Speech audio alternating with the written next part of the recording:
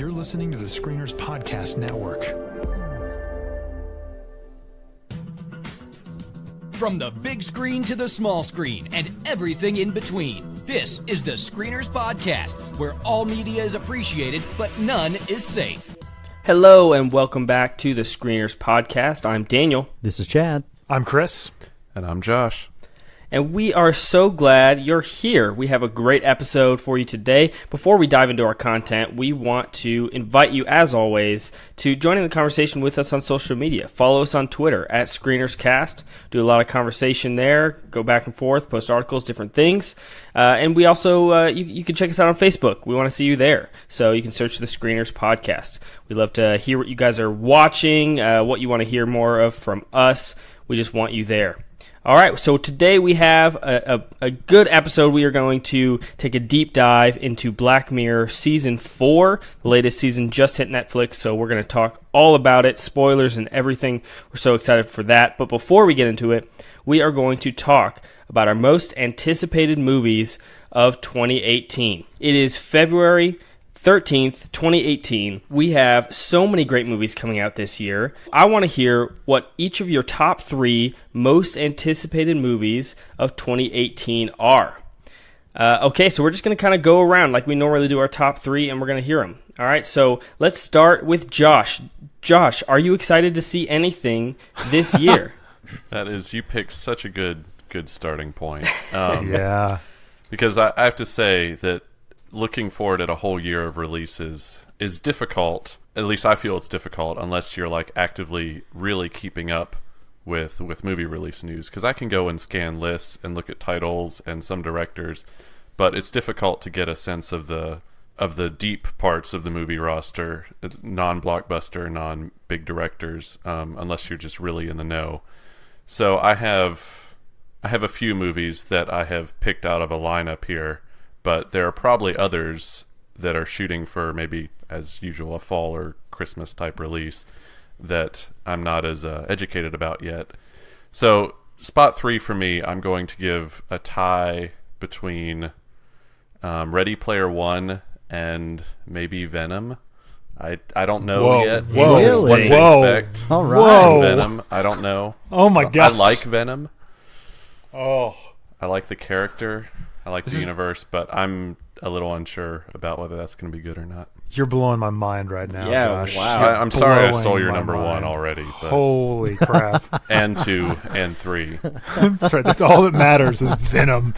2 blockbusters right out the gate from Josh. I mean, I can understand Ready Player One. That's not that surprising, but My others will Venom. not be blockbusters. So this is me. Yeah. Invert your lists. Josh is me. like, I couldn't find any movie, so I have a tie at number 3. That's right. I can't. No, I couldn't find any movies that I know more about than those, is what I'm saying. Those would not be on my list if I knew more about fall releases, I'm sure. That's fair. Daniel and I got into a fight over the Venom trailer. Yes. Because I actually think it looks pretty good, and I think Daniel doesn't like it. So, But yeah, the trailer just I'm came with out a you. couple days ago, and there's nothing in the trailer. The trailer is just a few shots of people walking through New York and nothing else. It's That's a crazy. teaser, man. What are you talking about? That's what. It looks come on. good. Even You a get full the tone. trailer. It's Yeah. Tom Tone of Hardy. what? Come on, man. There's nothing what there. Do you mean? Look, I'm all for trailers having no plot or anything. That's not what I'm upset about. But if you don't give us anything plot wise, then you need to give us something visually. There are no interesting visuals. There was nothing about the plot, so all we're left with is just nothing. I mean, the You wanted visual- to see the- the the- symbiote. You wanted them to ruin Yes. That's everything. right. Yeah, I they're going to did. make you wait for that. That's right. I put the GIF in this conversation we had of the dog from Up that gets distracted That's by ridiculous. the squirrel because you're a millennial and you're like, I That's got to see ridiculous. Venom or I don't like it. No, I have to this- see anything. There was nothing in the trailer. The symbiote is in this trailer, though. It is. No, it's prominently. not. Yes, it is. What are you talking about? It's in the back of a truck. It's prominently featured. The bad guy is looking at the symbiote. What are you talking about? It is prominently featured in this trailer. He wants to see him fully suited up, okay? Oh my gosh! All right, we're moving on. Good pick, Josh. It could be a good movie. I'm not saying it's necessarily bad. I just don't think it was a very good trailer. So anyway, It's better than the Avengers Infinity War trailer still. All right, let's stop the madness. Move on, Daniel. that's ridiculous. Chad, what is your number 3 most anticipated movie of 2018? My number 3 is from director Jeremy Saulnier, who did Blue Ruin and Green Room, and I liked Green Room quite a bit. I think, Daniel, I don't remember, I think it may have been in your top 10 that year. Yes.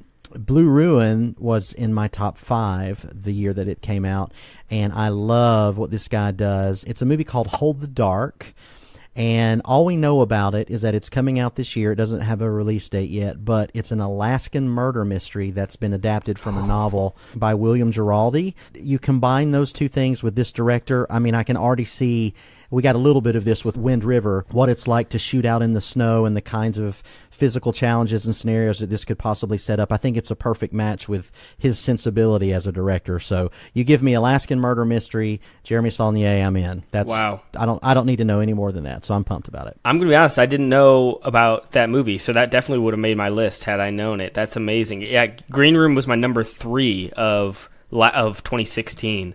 I friggin' loved that movie, so awesome. Yep. Yeah, I can't wait for that. Great pick. Really good pick. All right, so Chris, you are a lover of loving... No, but real quick, sorry, before we pitch to Chris, I just want to say this. However, when the teaser releases, if they don't show me a lot of plot, I'm going to be very upset. I will be upset if they give us nothing Alaska to go off and of. murder and mystery all in that trailer. Oh my gosh. All right. Chris, you are a lover of loving things, so what is your number 3 most anticipated movie this year? You know, just like Chad, I've been following this director for a really long time, so I'm really excited about his next entry. This is, of course, director Brad Peyton. He directed San Andreas. Yes. His new movie is Rampage coming out. This has got to be a joke. Yes. Keep going. Keep talking. Great. Professor, it looks like the whole San Andreas fault line is being activated. Oh my God! It's a joke, right, Chris? We really need to add a clip of Daniel loving San Andreas right after that. All right, no, so that is not my actual pick, but, you know, hey, I know. I hate to disappoint you. San Andreas, one of the best things ever, and of course Rampage is going to be wonderful, but that is not my pick for number 3. My number 3 pick is probably going to be just as many jeers from all of you, but I am excited by it. The trailer has me pumped.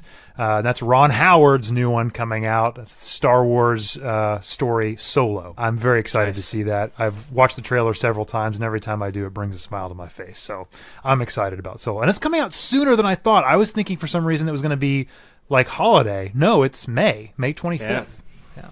That trailer looks great, man. Who would jeer you for that other than Josh? I know. I'm waiting for the internet parody trailers featuring plastic cups. That's actually a pretty great idea. Why don't we do that? We should do that. We should do Star that. Wars movie. That's right. No, that trailer looked a lot better than I thought it would. I just, with the whole director shakeup, I was really nervous for it, but that was a really, really good trailer. So I agree. Yeah, I totally agree. Yeah, looks great.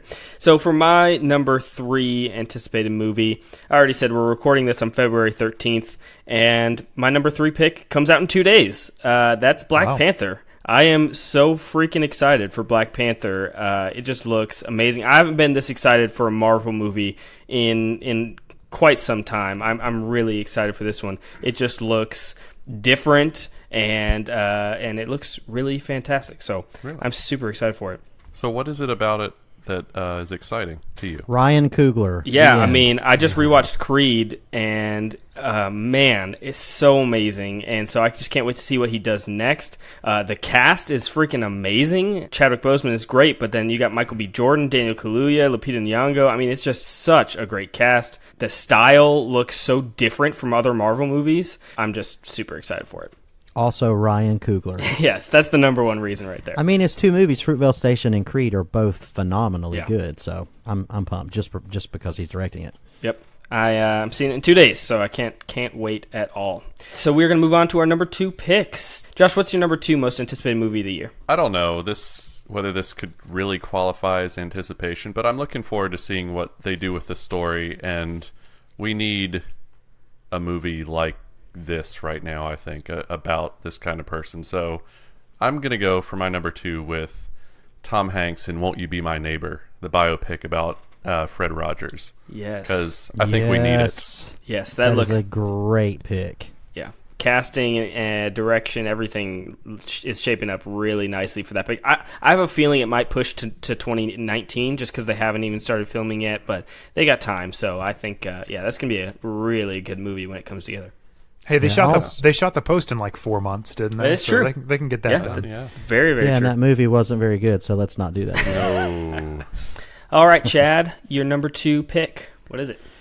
My number 1 movie of the year a couple of years ago was Steve McQueen's 12 Years a Slave. And he hasn't directed anything since then as far as feature films are concerned. And so his next movie is a film called Widows. And it's a genre picture, but I'm interested to see what he can bring to the heist crime genre. And so the premise is that 4 men die on a job, and this is all going to be in the trailer, so people don't freak out about spoilers. And the name of the movie is Widows, so shut up. But it's 4 men die in a job gone wrong, and their 4 widows have to complete the heist in order to repay the debt that's left behind by their dead husbands' criminal activities. Now, normally I would just chalk that up as a summer kind of thing, but it's getting a fall release. And the cast includes Viola Davis, Colin Farrell, Liam Neeson, John Bernthal, and the script is being written by McQueen and Gillian Flynn, who's the author of Gone Girl. So I expect this to be fantastic. So that's my number 2. Yeah, excellent pick. That's shaping up to be an awesome movie. So different from 12 Years a Slave. Yeah. So I'm very, very curious what that ends up looking like. Yeah. See, and that 30 seconds of name dropping right there is exactly what I meant at the beginning about some people knowing what to expect from the year, and then there's me. Well, you've had Your picks are great. Yeah, you got a bunch of great picks. Awesome. Don't worry, Josh. You're going to mock me for my number 1 pick, so it's okay. As will you, me. All right, Chris, what is your number 2 most anticipated movie of the year? Mission Impossible Fallout. I love this series, and the last several have just knocked it out of the park, in my opinion. They're great action movies. They do insane actual, like, Tom Cruise always does something nuts. And in this, he's doing a series of crazy stunts. He jumps off a building. He actually broke his foot doing that sequence. He hangs off of a helicopter by a string and actually fall. Like, it's just, he became a helicopter pilot for this movie, so he could be in the helicopter all by himself. And they actually shot it with these cameras right behind his, so you can see a panorama view of him actually flying this thing through these canyons. So I'm just pumped, man. I can't wait. They do a really great job of pumping up the action, and I'm excited for the next one in the series. So Fallout for me. Nice. The trailer does look great. Yeah. Oh, man, it's so good. It looks great, yeah. Yeah, and same director, Christopher McQuarrie, as the last one. So, yeah, yes, Rogue Nation. Yeah. Yeah, Rogue Nation was an excellent movie, and I am... Agreed. I'm excited to see what they do. It's the same cast too. I mean, most of the same cast is coming back, so yeah, that's exciting. It seems like it's kind of a direct sequel to the last one, which they haven't really done before. Right. So that's cool. Yeah, I know this is probably an unpopular opinion, but I actually like Rogue Nation better than Ghost Protocol. No, I think Rogue Nation's I think it's an awesome movie. Period. I agree with you. I don't agree, but I still love both movies. They're both freaking great. I'm just still surprised they haven't legitimately gone to space yet for this series. That's definitely going to happen in the next movie. I'm convinced Cruise is going to die on film on purpose in this series. It's like his ultimate destiny is just to give it like the last shot of the film, and then he's just going to peace out and then go clear right in front of everybody. Yeah, go clear. Dude, never mind. I'm not even going to correct you on that. That's fine. It's all good. Oh, man. So for my number 2 pick, I didn't expect the first 2 picks on my list to both be superhero movies, but here we are. My second pick is Spider-Man Into the Spider-Verse. That animated movie looks so good. The trailer for that blew my mind. I think animation is a great spot for superheroes. I mean, The Incredibles showed us that as well. So I am so excited. The style just looked so unique as far as animated movies go. So that trailer blew me away. I wasn't expecting much, and it just killed it. And it's written by Phil Lord and Chris Miller. So I mean, it's just everything looks amazing with it, so I'm psyched for it. So that's why it's getting so much. I did not understand. I saw the trailer and thought it was fine. It looked like a direct-to-DVD thing. So no. Oh, dude, I really wasn't that excited for it until the trailer. The trailer blew me away. The animation looks so amazing. Like some of the shots in that trailer where he's falling upside down. It's like amazing shot. Okay.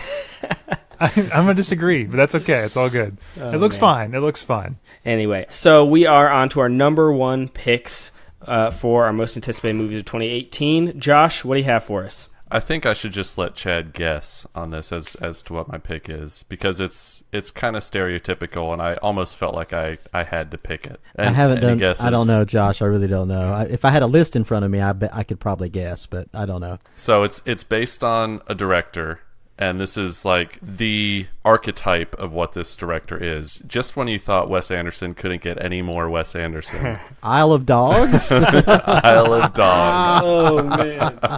That movie looks so stupid. Okay, Chris, I'm doesn't. going to punch you in your face. I forgot about Isle of Dogs. That looks amazing. It looks so good. It looks Oh, it's great. so bad. What? Wow. It's like the that SNL Wes Anderson sketch. Does everyone remember the one I'm talking about? Oh, yeah. It's like the coterie of midnight something. Anyways, That's one of the best SNL sketches in like the past 10 years. I love that Agreed. sketch. And Yeah. Wes Anderson hasn't done a stop motion since Fantastic Mr. Fox, so I'm interested to see what he comes up Isle with of this time. Dogs has a 99.9% chance of being in my top 5 of the year. I cannot wait for that This is why I movie. The like you, trailer Chad. is It's great. great. Yeah. It's going to be amazing. It's a I great roll pick. my eyes every time that trailer comes on. I mean, yes, Chris, it's no Rampage, but you know. I mean, come on. Honestly, let's be honest. It isn't a Rampage. It's Oh, wow. come on. No, I'd Okay. see Rampage. I'll go with you, Chris. Josh, here's what I have to say. Your list is way more respectable than Chris's, so you don't have to put up with him for anything. Really? Solo? Fallout? All Come on. right. Those are going to be great movies. Oh, Jumbo. man. Okay, Chad, what is your most anticipated movie of the year? So this one is the one, it is my number one most anticipated film, but it's also the one that is most likely to not be good, but I'm holding out hope, and that is Creed 2. Now, the reason I'm holding out hope is all of the cast is returning, and Ryan Coogler is not directing, but he is going to be a hands-on executive producer. It's not just a name kind of thing. He's been very involved with breaking the story, and it's going to be around the Creed character interacting with Ivan Drago's son, which we all know, spoiler alert for Rocky IV, Apollo Creed was killed by Ivan Drago's character in Rocky IV. So it could be bad, but I also thought that Creed could be bad, and then I saw it, and it was my number 2 film of the year. So I'm holding out hope for this one because I love Rocky, I love this character, and I love this universe. So hopefully it'll be good, but it also could be terrible. So we'll see. Yeah, I'm right there with you, being a little nervous about that one. Like I said, I just watched Creed yesterday again, and man, that's a great darn movie, near man. perfect. I mean, that movie great. is amazing, and I was so bummed when Ryan Coogler wasn't announced as director, and I'm just glad Sylvester Stallone he was initially announced as director, and that really scared me. So He was, but now Coogler has evidently picked the director. It's a script from and I've never seen Luke Cage, so I don't know if it's any good, but it's the showrunner from Luke Cage is writing the script. So who knows? Yeah. Who knows? And it doesn't have a release date yet, so that's also not a great sign, but who knows? yeah, and picking Ivan Drago's son, that could be super over dramatic. Man, I'm really nervous about it, but I really hope it's good. Yep, me too. Good pick. All right, Chris, your most anticipated movie of the year. Hey guys, come on. Like, we all know what this is going to be for me. There's no doubt. Of course, we've got a prolific director, the director, of course, of Central Intelligence, coming back with his awesome Dwayne "The Rock" Johnson-led Skyscraper is going to be an amazing film this year. Enough. I cannot wait I'm trying to do this with 3 and for 1. Skyscraper. He tried. He did. Here's the thing, though, is this may actually be on Daniel's list. He loves Johnson, so. No, Rampage is the one that's directed by San Andreas, dude. This is, we got 2 Rock movies coming out this year. Stop The busting on prosthetic leg Rampage. really Rampage did it is for gonna you? Be great. Sorry, say that again? Did the prosthetic leg really do it for you? Yeah, man, I feel really, bad for that character. I think we're going to attach to him as an. No, it is. Yeah. Wah, wah. For me, is Steven Spielberg led, of course, Ready Player One, the book. I love the movie.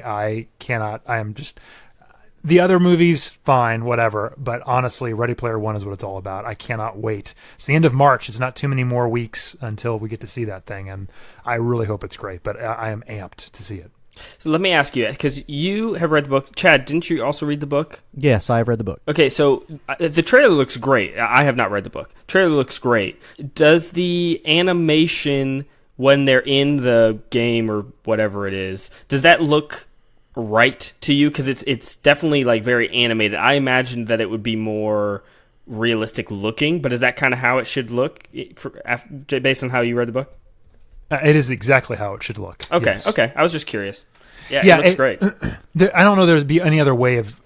What happens in Oasis is so fantastical that I don't think you would be... no other way of being able to make that come to life without it really taking a huge amount of concessions. Like, the way that world exists is computer generated. It is CGI. Yeah. So it makes sense for it to have that gloss and shimmer on it to make it look that one way. But I think it's going to work really well. Everything that I've seen of it, I'm excited by. So if there's any director that can do it, Spielberg is the guy. Outside of the fact that he's a character in the book, his visual style is a perfect match for this property. So no doubt. I'm a little nervous about it just because the subject matter is somewhat difficult. I think it would be difficult to convey the stakes and how it works within the construct of the Oasis and what all that means. But the trailers, I've only seen the first one.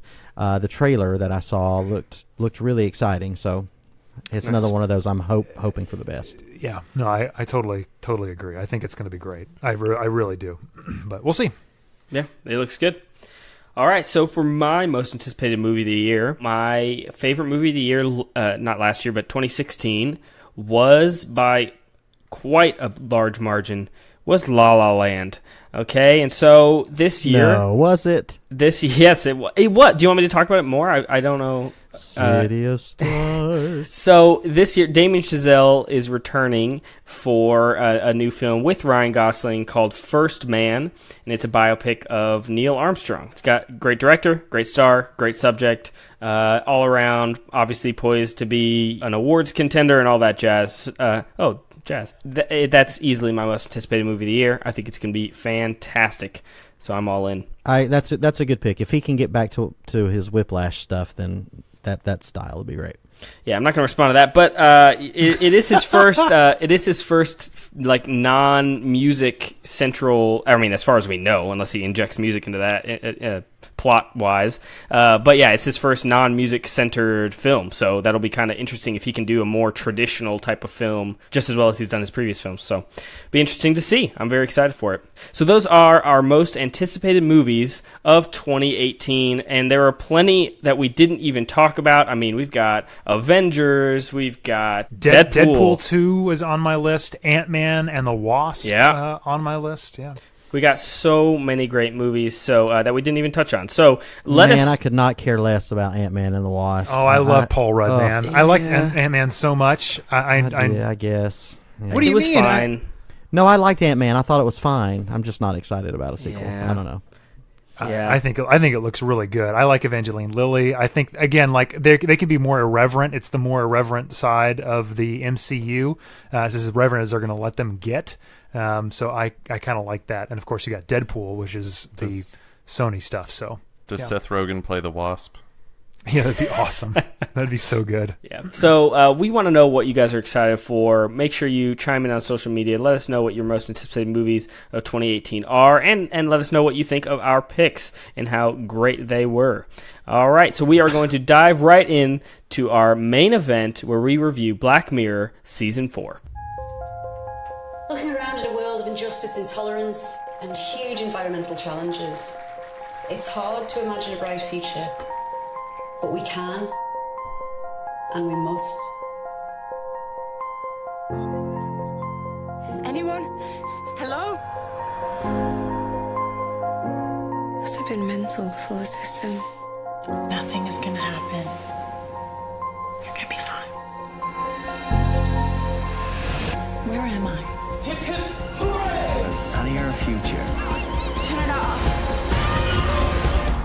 But how long long can happiness realistically last, anyhow? All right, well, Black Mirror is an anthology series that explores the twisted high-tech world where humanity's innovations and darkest instincts collide. And I am really excited to dive into this. A couple of years ago, Netflix purchased the rights to Black Mirror. It was originally, I believe, on the BBC or something attached to the BBC. And we have now gotten 2 seasons of Black Mirror from Netflix, and this is overall season 4. So there were 6 episodes. What we're going to do is we're going to dive into a overall discussion of what we thought of the season as a whole. I think it came out about, a month ago, guys? It's been out now? Is that right? Yeah, maybe end of 2 December. months? Okay. So, it's been out for a little while, so you've had some time, if you wanted to watch it, But if you haven't yet, we want to at least give you an idea of what we think generally.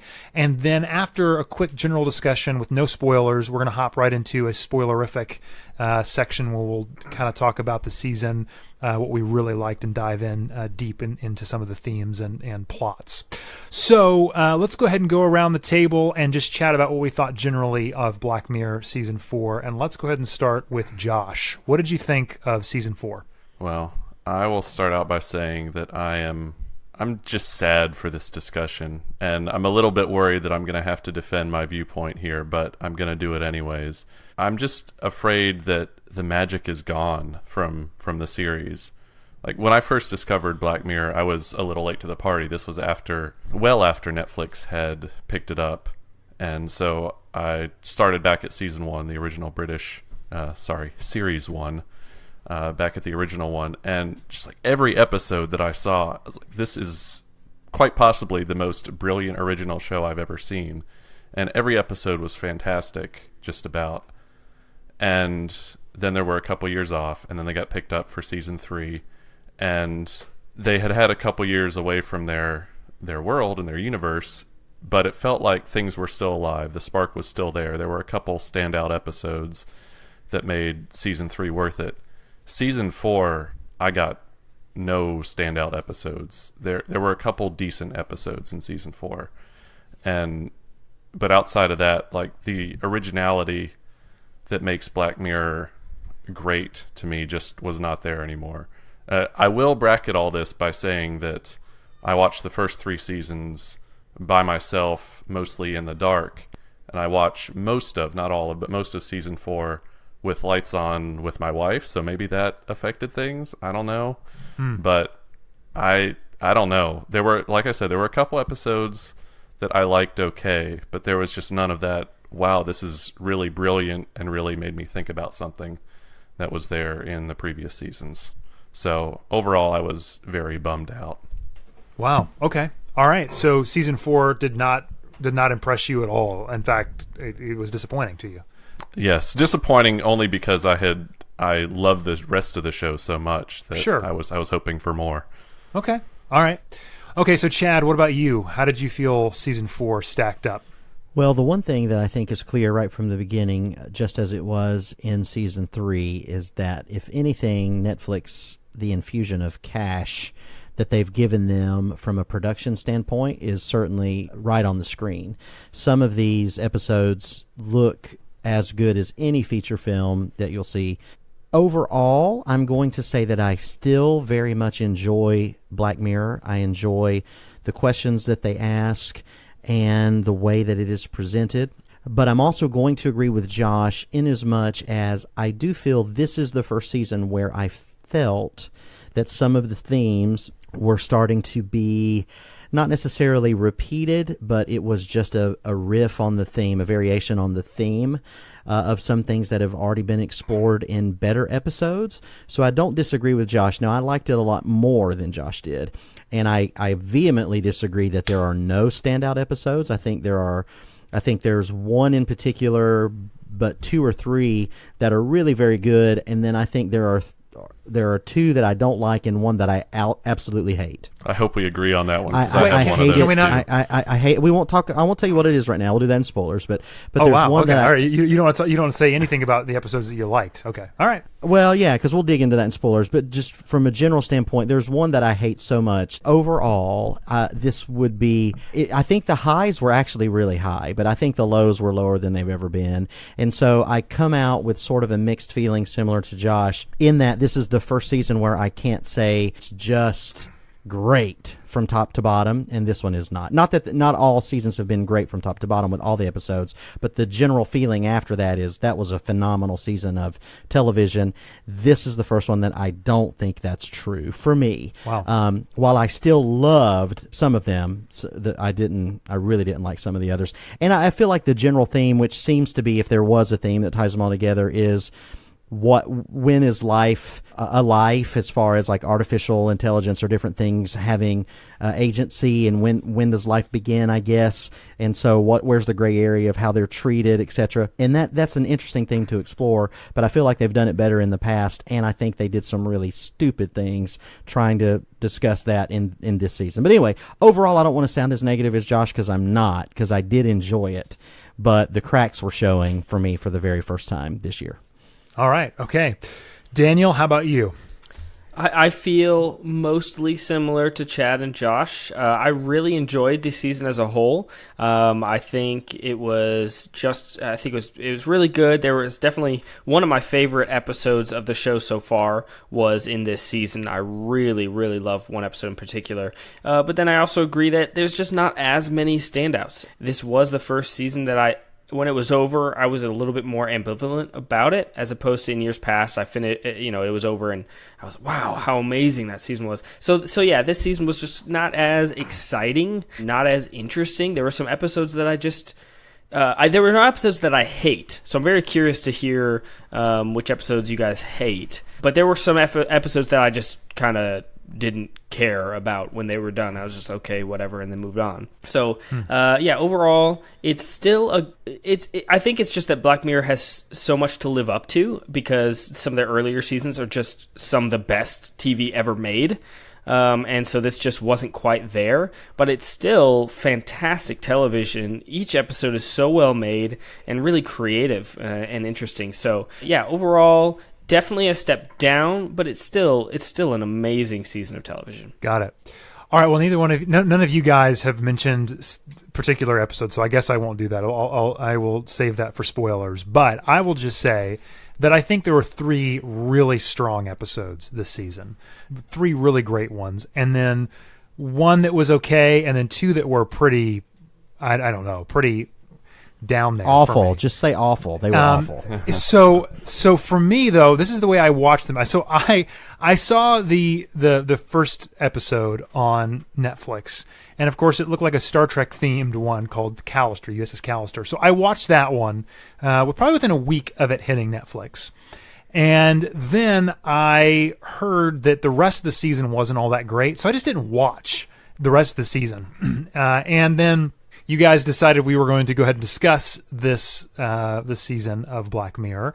I just kept delaying watching them because I know that they just are depressing, right? Like, you get through one of these and it's kind of a slog, and you just feel like, okay, my soul has been broken, and I probably should never get on Facebook again, and the robots will kill us all. And so, I just did not feel like doing that to myself. But I delayed so long that yesterday I had not watched any of them, so I decided to go ahead and binge them. Good Lord! Yesterday I watched the remaining 5 episodes right in a row, and a 5th of Jack Daniels later. And that was a very interesting way of watching this series. And I have to say, I was not nearly as down on it as you guys are. For me, I actually quite enjoyed it. I like the anthology-ness of this. There's one of these episodes that at the end it always shows the directed by, and I had no idea that there was a very famous person who had directed one of these episodes, and I was shocked. When her name popped up, I was like, "What? She directed that? That's insane! I had no idea." So it's just interesting to be able to see these worlds through different directors' lenses. And I had a great time with all of them, even though maybe some of them aren't as great. they still are, I think, a wonderful exploration, and if nothing else, just a trial, a test run, something that we, hey, we've got this idea, we're going to take it out and see what it does, and sometimes it flies and sometimes it crashes and burns. And I think for the most part, though, they really knocked it out of the park for me with this episode, with this season. I actually quite enjoyed it, but like I said, there were 2 episodes that were kind of stinkers that just didn't stand out as well as the others. So I think that's all we really want to say generally, unless you guys want to add anything else. But before we move into the spoiler section, we should at least give our thoughts on whether or not you should stream it. So why don't we go back around the table again and kind of give our thoughts. So Josh, do you think people should sit down and watch season 4 of Black Mirror?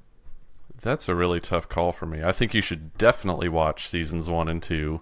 You should watch 3 as well. 4 and the Christmas special. And the Christmas special, which IMDb has as part of season 1 or 2, I think. 2. I think it's season 2. Yep. White Christmas. White Christmas. That's a slog of an episode, but it's a good one. Season 4, man, I really have a tough call. Take it or leave it. Go ahead and watch it so we can talk about it, and that's about it. See, that's it, man. Watch it so we can talk about it. That's the kind of the power of this series. You hit and talk the nail about on the how head. you've seen all the good episodes before, and all the bad episodes should have never been made. All right, sure, okay. I mean, that's still a good conversation to have, I think. Anyways, and I'm excited to have it with you guys. Okay, Chad, what about you? I think you should see it. If you have seen the first 3 seasons, I don't think you should just not see season 4. Although I think the worst of the series is in season 4. It also has some episodes that I think are genuinely great. The production value is phenomenal. The questions that it asks are interesting. So I would still say you should stream it. It's worth it. If you've already paid the whatever you're paying a month and this is there, then I would definitely say it's worth watching. Daniel, what say you? Yeah, absolutely you should watch it. Maybe if I was pressed to say it, yeah, it's probably the worst of the 4 seasons, but that doesn't mean it's bad by any means. So this is still a fantastic show, especially if you enjoyed the first 3 seasons. You'll still enjoy this, I think. Definitely. And you've already got Netflix, so just watch it because it's great. Because your time has no value. Right, exactly. So just watch it. Well, and that's why I would say, like, if you were to ask me, I would tell you the episodes to watch. Because you don't have to watch them all. You really don't. I mean, you can if you want, but there are 3 really excellent episodes here, and I don't think you should miss them just because we think that this season is less good than the others. I still think this is some of the best television out there, and especially some of the best sci-fi. So for me, I would just tell you the 3 that I really enjoyed, and if you want to wait and listen to the spoilers, you can. But I would just say there is good stuff here. There's good stuff worth watching. I think it's some really good sci-fi and some great television, to be honest.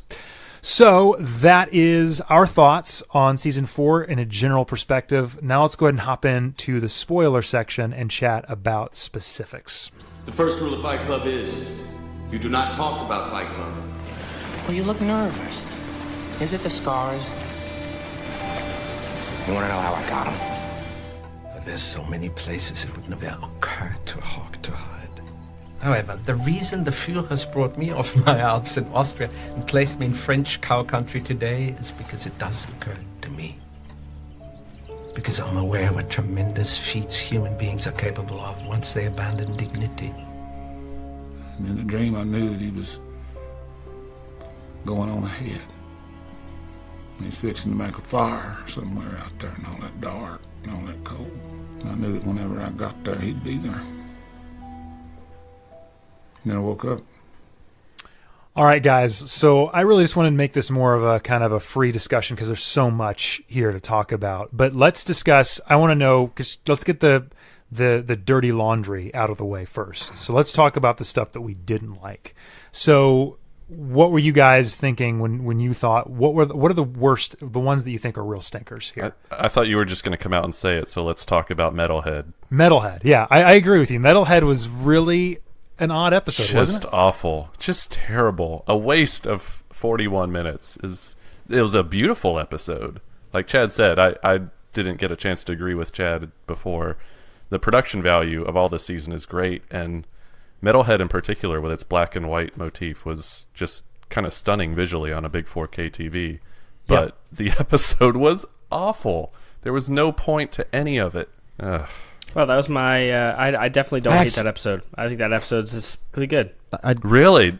Yeah, I disagree. That was not the one you hated, Chad. Wow. It is not. So what's the one that you? No. So what is the one that you hated? Well, hold on. I'll tell you what I hate, but let's talk about Metalhead real quick. Yeah, this is the first time in all 4 seasons where Black Mirror just straight up did like a future genre kind of thing, where it was just like a Terminator version of bad, things chasing somebody else and you have to get away. There's not a deeper meaning necessarily, and I for what it was is just an exciting chase kind of genre exercise. I thought it was fine. I didn't love it, but I certainly didn't hate it. It was put together very well. The creatures were scary and tense, and the scenarios were the same, and I think it accomplished what it was trying to do. So I completely agree with you, Josh. I thought it was just slow, kind of meaningless. I'm not exactly sure what they were trying to say. Most of these episodes, I feel like there is a point, and there really wasn't with this. It was just survive. Oh crap! There's no way to survive, so I'm just going to kill myself. It just didn't seem all that interested in saying anything, and that's why I kind of put it so low on my list. That is definitely my least favorite one out of the bunch. Yeah, Black Mirror typically asks questions and does something with an episode, or at least attaches you to a character. This, we followed one character, and I barely cared about her because there was no story involved. And then you get to the twist at the end, and the twist at the end was the most saccharine, ridiculous thing they could have possibly pulled out. I didn't quite understand the twist at the end. Are we led to believe that also those are was that the teddy bear that we see later, or that we had seen before in the series? I don't think so. I think it was just the sentimental choice that they made, which was times are so dire that people are willing to risk death to try and get a teddy bear for a little girl who is dying. Okay, don't buy it or don't buy it. That's fine, but I judged it for what it is, not what I wished it was. I mean, every one of these, yes, but I don't go into each one of these saying, "Okay, Black Mirror, what are you trying to tell me this time?" Well, I do. I go in trying to pick out the themes and find out, okay, what are they trying to say? What is this? What does it mean? Okay, so for me, that was lowest end for me. I agree with you, Josh, 100% on that. I think it was definitely the low point. But Chad, what was your low point then? I'm very curious. I'm kind of Crocodile. Okay, all right, yeah. I freaking so I hate agree with Crocodile. You then. Okay, it's good. garbage. Right. Oh, really? The whole thing is garbage. Yeah, those are my two. Good. It's garbage. All right, sweet. The ending is garbage. It's manipulative. It is unnecessarily cruel for the sake of being cruel. It makes no greater point than just that. It's shocking just to be shocking. And beyond that, the most interesting, I would argue that the most interesting use of technology in all 6 of these was in Crocodile, and the one way that you would use it to bring interest to this story, they completely didn't use. You've got a memory situation, and what we all know about memory is that it is completely unreliable. And instead of, they had one little bit in there where the coat was a different color, but instead of using that mechanism to frame something interesting, they just do a straightforward recollection, and instead of taking it and turning it into something that would actually ask a question, they use it as an excuse to just be the worst, most debased and angry ending that I've ever seen. And then they pull up the freaking hamster. I mean, really? So the end of this is just mean for mean's sake. It's cruel. I hated it. I didn't like how the character, who we are to believe, I think the premise that it starts with is interesting, but then we're to believe that she can just immediately become a monster, and a monster in the worst way possible. I didn't buy that arc for her character. I didn't buy that she would do any of the things that she did, killing the woman the way that she did, and then murdering the boyfriend, and then the baby, and then just to be extra cruel, Black Mirror wants you to know, but she didn't really have to kill the baby because the baby was blind, and oh, isn't that terrible? This is horrible. It's mean for no reason. It serves no purpose. So it's definitely the dark episode for that reason, yes, and I agree that the whole blind thing was a little bit out there. It's like, why did they throw that in? But at least there's an arc in this episode, and she did those things because she panicked. and that's what panic does to someone.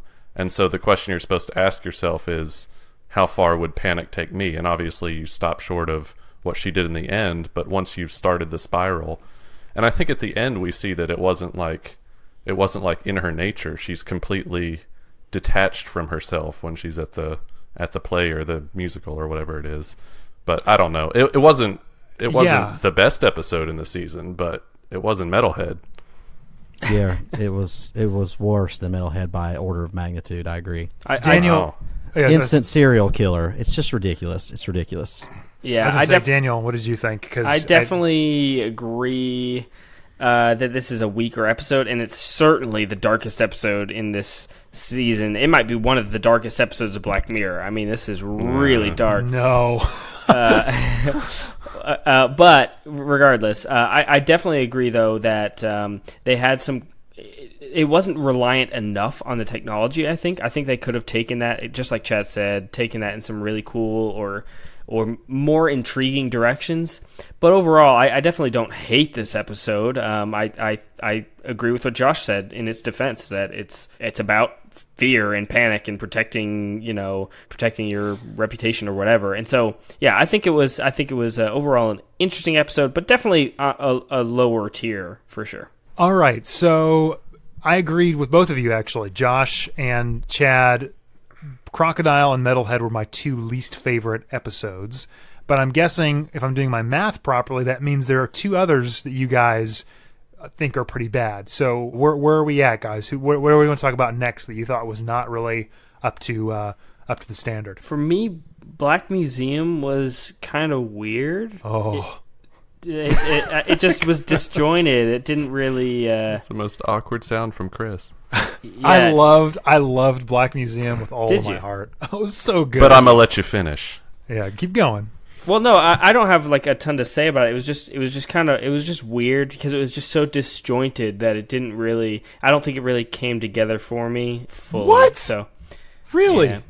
Yeah. So why did you love it? I don't like passionately. Like I said, I don't hate any of these episodes, so it's not like I passionately hated it. It didn't fully work for me. So why did you love it? Well, I thought, number one, the actor that played the proprietor, whatever his name was wonderful. I love the power shift that happens. I think that was a neat moment. I enjoyed the kind of multiple Black Mirror episodes in one, combined with the fact that this museum was literally a museum of Black Mirror, so we got these different artifacts from other episodes that had been happening throughout both this season and others, which is a direct comment on the fan theory that all of these things are occurring in the same universe, which they are. So I just hated that. I loved it. I thought it was wonderful. I thought it was a neat, just fun moment. And again, like, it doesn't necessarily mean that they are still all connected. It doesn't. It just means that in this one episode there is a place that they do exist together. That doesn't mean that all of them necessarily are. So I think it's great. I really did. I had a great time with Black Museum. Sadly, that last part that you said, Chris, is not true. I wish it were. I wish it were just this episode. But Crocodile also had callbacks. So we are officially in a Black Mirror universe, and I don't like it because I love the anthology, everything being separate. But now I'm going to have to think about how stuff's connected. And that bums me out. I don't think you have to think about that. I don't think you do. Yeah, I really don't think that Metalhead has any connection to anything else. I don't believe that. Like none of them have to. You don't have to go there. But it's just a neat little, I don't know, meta moment, kind of commentary. Because honestly, what Black Museum is really about, and you hit the nail on the head, Chad, earlier, is that most of the season is about like agency, free will. At what point do your ability to have agency and control over self suddenly become the rights to someone else? Where kind of a slavery kind of almost commentary. And I thought what they did here was really great in that they realized they had a tapestry of examples, and instead of making stuff up, they decided as for the audience anyway, they were going to double back and remind us what all these things meant and then comment even further on them. So that's why I kind of enjoyed this episode. I thought it was kind of fun little thing for fans if you realized it, and if you didn't, then no worries. It didn't really add anything or take away anything. Yeah, I quite enjoyed it as well. I like the episode within an episode, the construct of the episode as it stood with the stories within a story. I liked the performances for sure. I liked the technology in this one. Yes. I liked the fact that they had their version of the sunken place from Get Out. Exactly. You know, I like all of that. I really enjoyed this episode. It wasn't my favorite, but I thought it was very well done and put together in a way that was interesting. So for me, it kind of middle of the road, maybe a little bit better than middle of the road. But I'm with you, Chris. I enjoyed it quite a bit. Yeah, this is in my top 3. This is Black Museum, and then there's 2 others that I thought were really excellent. But this one was my number 3 of the others. So yeah, what I just said may have made this not sound like the case, but this is number 2 or 3 in the season for me for all the reasons you guys just listed. I like the unique format and the performances and all that. I did not like the callbacks. The performances the proprietor is fantastic in this episode. Really is. Oh, I definitely agree. Yeah, I love that character. And of course, you knew he was twisted and wrong, but he was also charismatic and fun, oddly. Like, you wanted to learn from him and the story that he was weaving and telling. It was fascinating, and the place and the history and how it was connected and the new story that would come on, and you knew that meant something, and it was just, I liked the way that story was weaved together. I enjoyed it. I really did. Daniel, what about you? Have we listed one, not listed one that was kind of your least favorite yet? Do we talk before we get into the positives? I know Black Museum was a positive, actually, but is there anything else negative, any negative episodes that you wanted to chat about before we moved on? No, not on the negative side, no. Okay. All right, so what are we going to tackle next? For me, like, if I was going to talk about my quote-unquote, I think my number 4 on the list here would be Archangel. Archangel this is what I alluded to before, was directed by Jodie Foster, guys. Yeah. I saw her on Colbert talking about it, so that kind of ruined it for me. I didn't know that. I had no idea until the directed by credit came on after the episode. So that really shocked me. But yeah, Archangel. So I think this is like every parent's nightmare. I think this is a really good kind of, what do you call it, metaphor for parenting. Like, how much control do we really want? And, what does that control do to the development of our children? It's kind of good. I think a pretty good episode. Not perfectly executed, but pretty good. What did you guys think? I didn't like it. No? Of course, Chad. Of course you didn't. What didn't you like about it? I mean, it's fine. It's completely fine. So I didn't like it. I mean, what's the message is helicopter parenting is bad. Okay, I got it. What else? No. I mean, it's just... Oh, wow. Yes. No, I totally... No. Yes. Please tell me how there's more to the message of Archangel. Please tell me. So there's 2 ways to look at it, right? You can do what you just did, and you can say this episode is preaching to me and it has a message, or you can look at it the way I think Black Mirror wants to be looked at. And when Black Mirror is at its best is when you are capable of putting yourself into the shoes of one or more characters and saying, if I had this avenue available to me, what would I do in that scenario? Well, and that's where I went with it. Like, the first 10 minutes seemed like a good idea. I just that seems like a good idea to me. Is your kid in trouble? What's your kid doing? Is your kid stressed out? Is there some way you need to intervene? So the use of the technology is interesting. That doesn't make the episode an effective episode that has anything deeper to say than this is not good. I mean, we're talking about how Metalhead had nothing to say.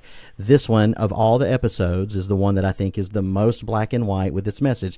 I did not like it because I felt it was preachy. I didn't like it because I just felt it was just kind of a very easy and on-the-nose kind of point to make. It doesn't make you work hard. It doesn't make you try to get... Because, of course, every parent would say, if my child is lost, I wish I had a tracking device to know where they were. Of course. But then beyond that, what's next? And I just, for me, I just thought it was kind of the path of least resistance, where normally Black Mirror doesn't take that path. So I don't hate it. Like, I hated Crocodile. I thought Archangel was fine. I just didn't think it was anything more than that. I am with you, Chad. I think it was one of the simplest episodes that they've had in their entire run in terms of being so obvious. This was a very obvious idea, easy idea. Like you said, Chad, every parent... I'm not a parent, but I'm sure every parent has had that thought I wish I could see what my kids were doing at all times, or whatever. And so I think it was just a very simple episode, but fine overall. I mostly enjoyed it, I think, but it was kind of on the lower tier for me as well. It's an obvious idea. It's an obvious premise, but taking it to the psychological development of your child and then having it turn on you like it did, but then also in the middle of the episode, it's used for a different tangential good of saving the grandfather's life. And I don't know. The way all that stuff was woven together was, for me, probably the high point of this season, which, again, I did not think was a good season for Black Mirror, but I thought out of it, this might have been the best episode. You think Archangel was the best episode? Wow. Yeah. Yeah, I mean, I think my favorite theme here was when we protect our children, what do they miss? You know what I mean? Like, there's an important piece in fear. There's an important piece in understanding how pain works and those things. And when you're not aware of them, you can really mess up your development. You can really, so the ability to allow your child or anyone to experience pain is an important key piece of their development, and not introducing that can cause irreparable and my point damage. Is that thought is not controversial or unknown. I mean, that's my whole point. We knew that before. I didn't have to watch Archangel to know that. Right. So. Well, that's what sci-fi does. I'm sorry, but I mean, yes, totally. But you also didn't have to watch the entire history of you to know that dwelling on bad memories is a bad thing to do. Yeah. But it was still a very good episode. The technology is explored differently, and the themes of that episode are layered. What is the layer to this? And this is not worth. It's fine. This episode's fine. I don't care. I'm glad you guys liked it. I was just giving my opinion. I wasn't arguing with you, Chad. I was just saying what I enjoyed about it. That's all. I wasn't saying that you have to agree with me on it. I was just saying that was my favorite moment. That's why I enjoyed Archangel, and that's why I'd say it's my number 4. Again, there's only 6 episodes, so that's not putting it super high on the list. It's not even in the top half. I'm just saying I thought it was actually fairly well done. Not one of the 2 stinkers for me, which would be Metalhead and Crocodile. I did not enjoy those 2. Archangel for me definitely rises above that line. Okay, so I'm arguing because I don't feel alive unless we're fighting. Well, I understand. I'm just saying I get why you're saying that, Chad. It is quote unquote low hanging fruit to attach onto and say, okay, we want to make them. But at the same time, I think it makes a really interesting, good point, and does so in an interesting way that we've not seen before. I like the idea of censoring your ocular, receptor. I like that. I think that's a neat moment. And I wish they would have explored it maybe a little bit differently, but I still think it was a pretty great episode. So, and I thought they explored that better, and I forget which episode it is. I think it might be White Rabbit, where yes, somebody's blocked. That you can block, and so I thought that was kind of used a little bit more interestingly there. But again, I'm not hating on this episode. I didn't hate this episode. It was just kind of lower tier for me. Okay, so we've talked about everything except what I think are the 2 best episodes of the season, and you guys kind of obviously we'll get to go in there. So I think my opinion is just a little bit tainted because I enjoy Star Trek a lot. So for me, my number 1 is USS Callister. I think that is so great, but I think the consensus is that Hang the DJ is the best episode of the season. But I'm wondering what you guys thought of those 2 and where you kind of rank them. Maybe which one do we want to talk about first? Why don't you tell us, Daniel? What do you think we should talk about first? Well, Hang the DJ is one of my favorite episodes of all of Black Mirror. So I absolutely love that. The ending. I feel like it maybe didn't quite stick the ending as much as I really wanted to, but the rest of the episode was just so good that it blew me away. I mean, it's first and foremost, it's just not as much of a bummer as the rest of the series. I mean, it's just kind of an up episode, which is and funny and charming, and the 2 leads have amazing chemistry, and it's romantic and sweet, and I just really loved everything about it. It was a great romantic comedy drama kind of thing, and so I just really loved that episode so much. I thought it was really, really great.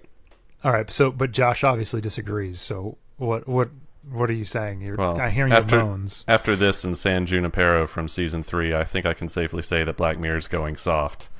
See, this is so funny because I think those two are how do you pronounce it? San Junipero, I think. Is far and away considered the best episode of Black Mirror. Of course it is. Of course it is, because it has so many things going for it. I don't want to belabor the political correctness point too much, but it's got that going for it. So let me back up. I like San Junipero. I liked it the first time I saw it, and I thought it was a good episode. But this is from season 3. Yeah, this is back from season 3. On a second viewing, I was a little less impressed. But back to Hang the DJ. All the things you said about it were true. The problem for me with it was that I feel like you wreck the entire arc of an episode when you do the Dallas twist at the end and are like, it's only a dream. In this case, it's only a simulation. And that kind of... It ruins the whole setup of the episode.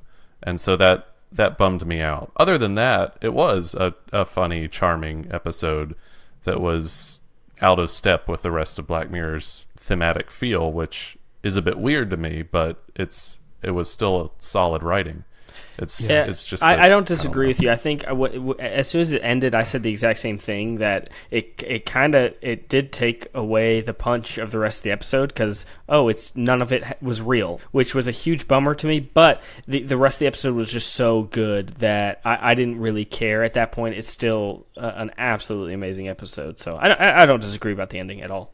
Now, the one thing the ending did do is get a Smith song stuck in my head for like 3 days, so there's that.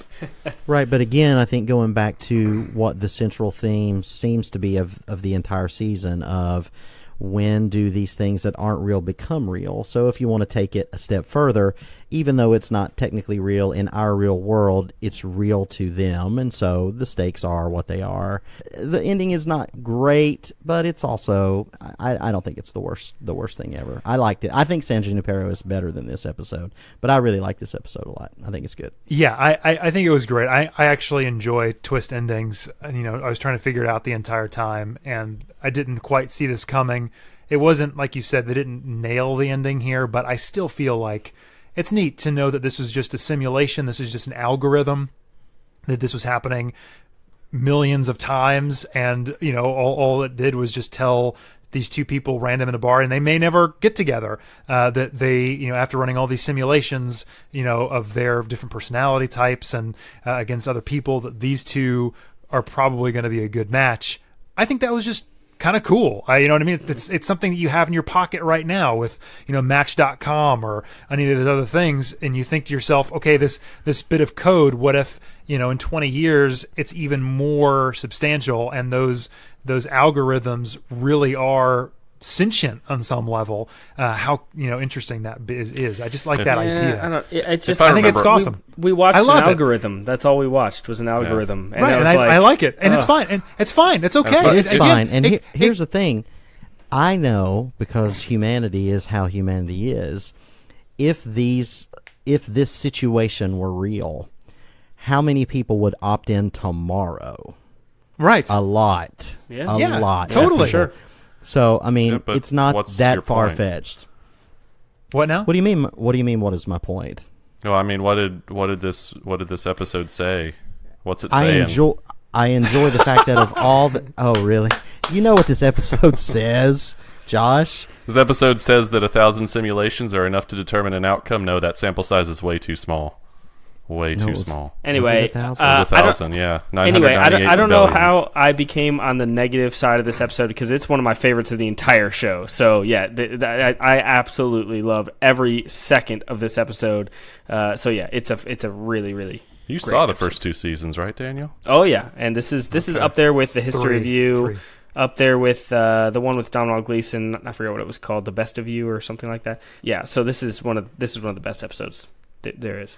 All right. Well, we're going to move on because we're already going pretty late, but I'm going to just go ahead and say what my favorite episode was this season, and that was USS Callister. I thought I enjoyed every moment of this episode. I thought is the best looking episode. It is wonderfully high concept, crazy. There's all kinds of just amazing moments, I felt like. And boy, they really started off with a bang. And the rest of the season, I felt like didn't ever come close to living up to this. So what did you guys think of USS Callister? I wanted to like this episode. I did. I'm with you. I like Star Trek, and this episode has some great people in it. And the performances were great from just about everyone in the episode. The problem I had with it was that the suspension of disbelief required to buy into this episode, the bar was too high for me.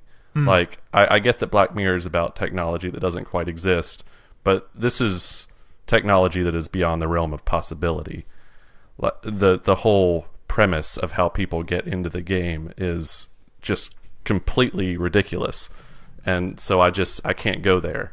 Got it. And then even once you're there, the main guy on the bridge, the guy who's a CEO in real life, Walton, his son Tommy is brought in, and Walton knows he's not real because everyone knows they're fake in this universe, but he still feels like the boy is real, and so all of this has a outsized impact for him. And the whole thing thematically was a mess, and so I was bummed out because I like the Star Trek theme and I like the company theme. I like the video game universe theme that they were going for, but they couldn't pull it off. DNA does not contain your personality and your memories from the outside. I mean, what was that?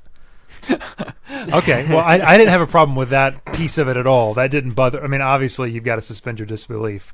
I think there's a lot of silly moments in this, crazy moments. The crew being turned into various aliens and different things and being cast aside and replaced and moved. And I get being kept in fear and in captivity and feeling like you have no control. And that's what and there are no pleasures of the flesh.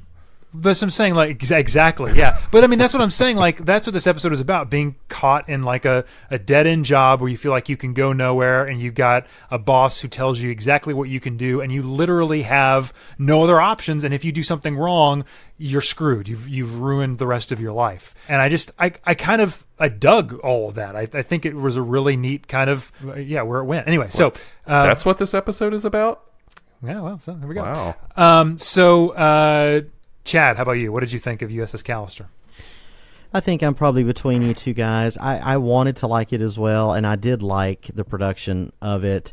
I just don't really know. I mean, it may be an unpopular opinion here, but I had a hard time with how the script tried to make me buy into the idea that these simulations or whatever they were had their own life, I guess. They tried to make you think that he was a bad guy by he's the creeper and he's looking at you and he's doing all these things, which I didn't really buy. I thought that was a stretch in the real world.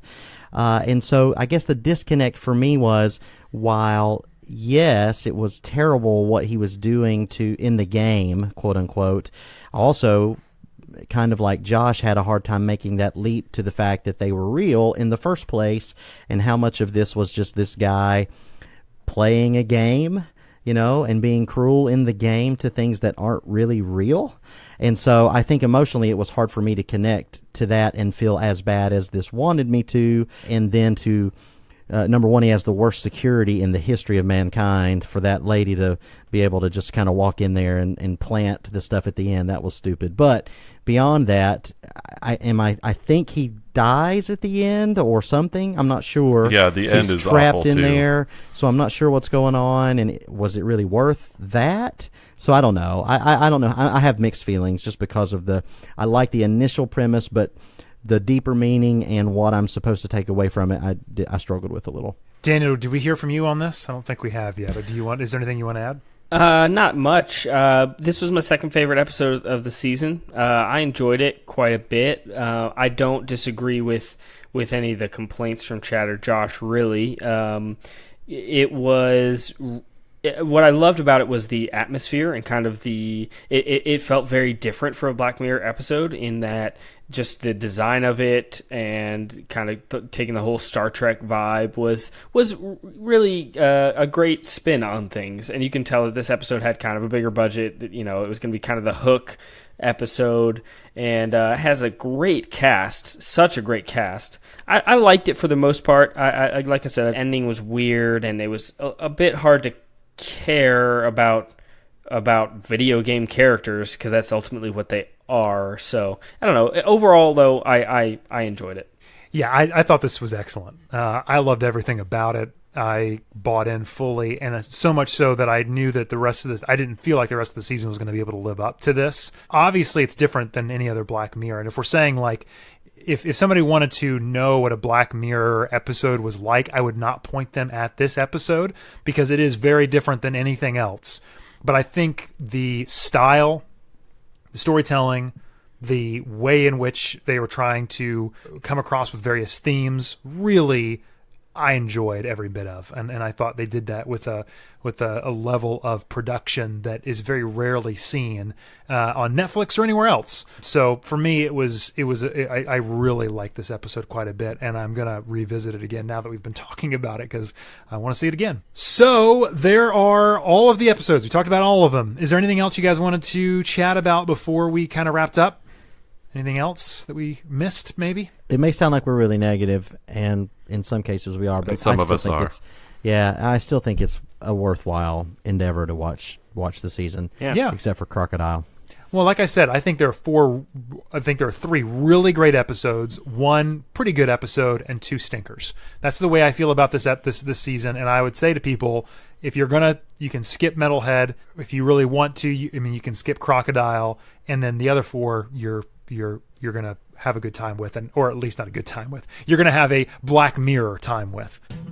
All right, guys. Well, that is it for this episode. Thanks so much for joining us. Definitely follow us on our Twitter and Facebook profiles. We'd love to interact with you guys there. Next time we get together, we're going to be talking about Black Panther. We'll see you guys in a few days. And that's a wrap. You've heard what the screeners had to say. Now you be the critic. Head over to screenerspodcast.com and let us know what you think. See you next time.